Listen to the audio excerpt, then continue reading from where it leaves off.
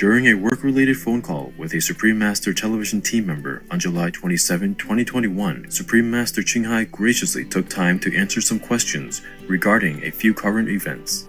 As it was spontaneous, we didn't record the conversation properly, thus it is not suitable for airing. We sincerely apologize and offer our respected viewers this summary, along with a voiceover reading of the transcribable parts from Master's replies. Following were a few of the highlights. In California, a law called Proposition 47 requires some certain serious crimes to be charged as less serious ones, with the consequence that criminals are openly committing acts of theft without fear of prosecution. For example, one would have to steal over $950 of goods from a store to commit a felony, and thus have the police be interested in arresting the suspect.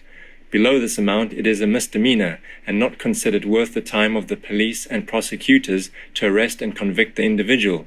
What does Master think of this law?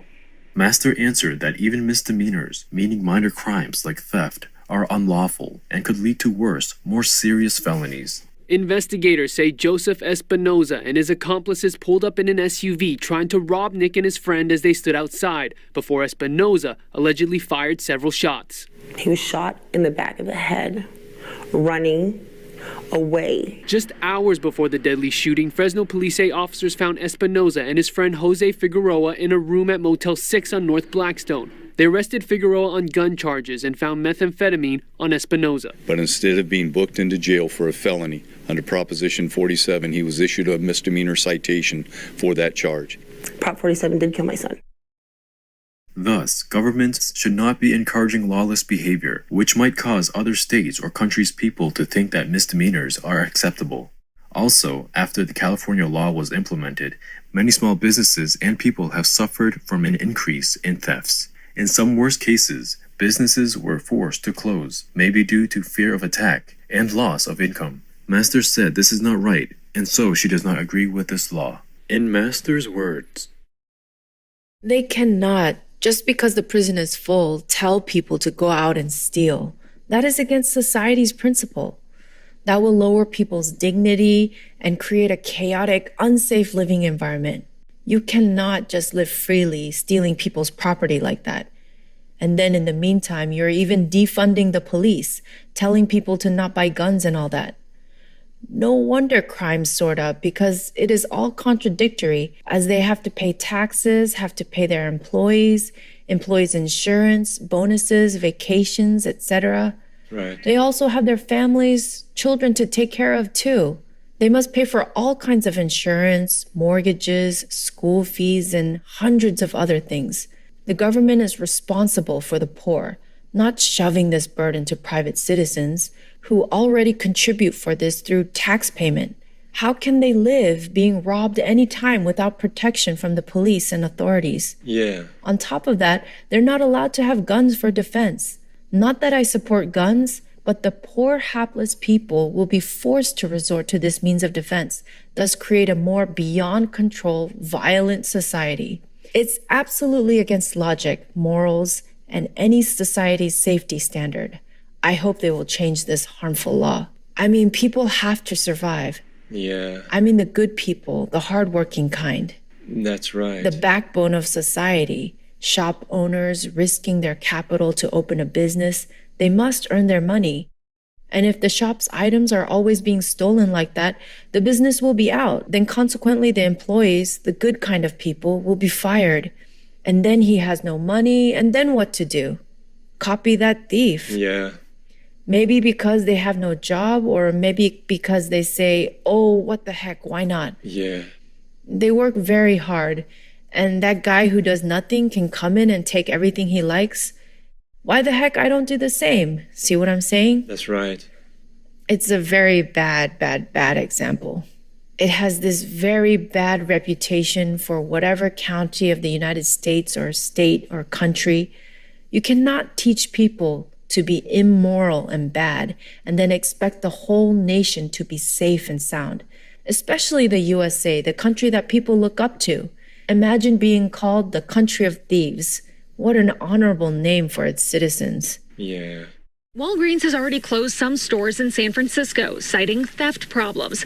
And last week confirmed it's closing another location in Oakland due to ongoing organized retail crime. They should solve the economic problem, not just avoid the crowded prisons. Or playing the good guy, caring not about how hardworking taxpayers must face hardship, danger daily, fending for themselves in a fearful, lawless country. Make other prisons different from them. Let them all work there and work in the garden. Yes. Even plant vegetables, make an organic farm, plant and sell. Yes. And enjoy. We're having shortages of food at present due to the climate, COVID, and tons of other reasons. So let them contribute, not burden their countrymen and make bad examples for others, especially for the youth. The food produced here actually goes back in to feed inmates and can feed staffs. And the inmates are actually doing the work too. They're doing all the hard work out here. Corrections officials believe this farm is a great training ground for inmates who may pursue agricultural work after their release. Also, between crop production and a composting project, this facility saves taxpayers about $400,000 a year. In Finland, many detainees are sent to low-security facilities where they interact with the local community, have jobs, and prepare a smooth return to society. About one-third of the prisoners work outside for the National Forestry Commission. Others work in civilian jobs, as long as they have authorization.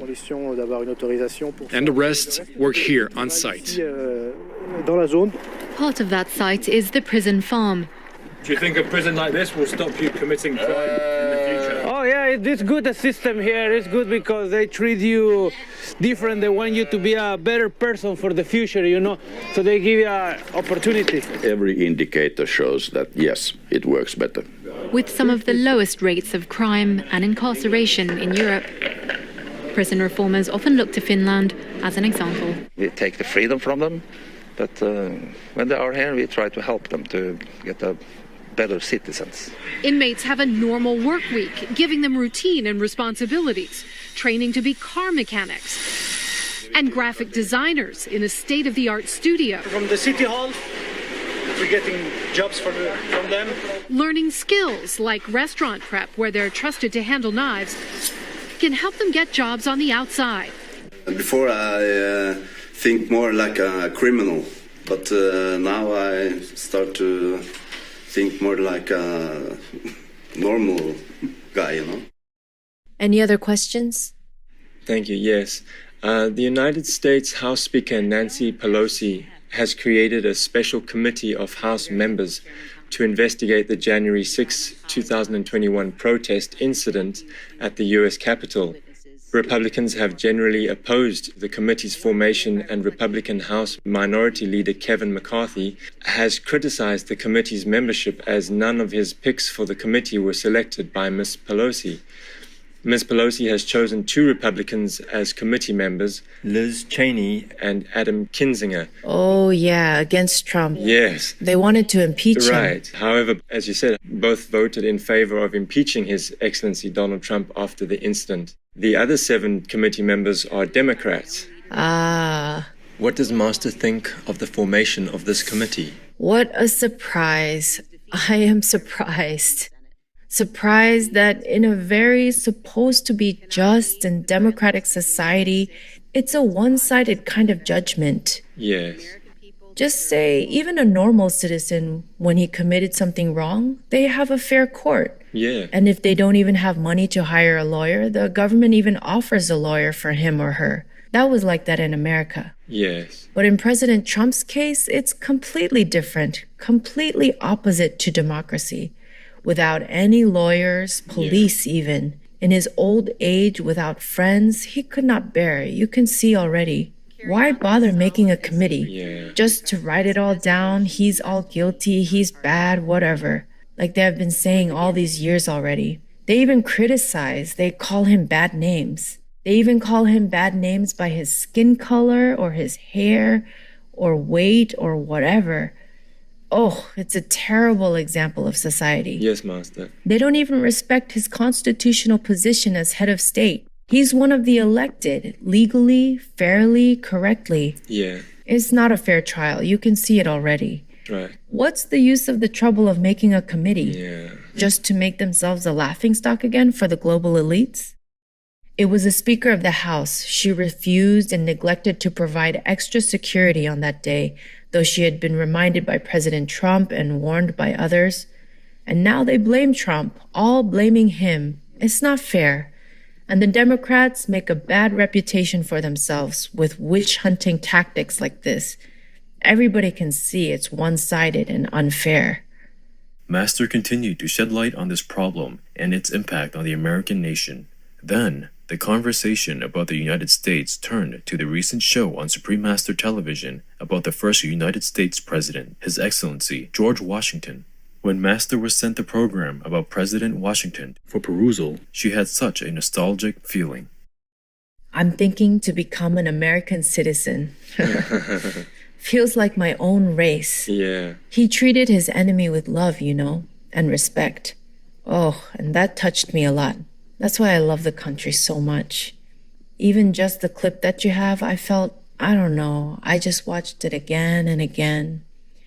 It's something I cannot explain. Yeah. And then I just wanted to become an American citizen, to safeguard her from whoever tries to hurt her, as if shielding a child from any bully.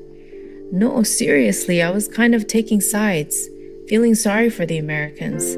Siding with President Washington, siding with the Americans.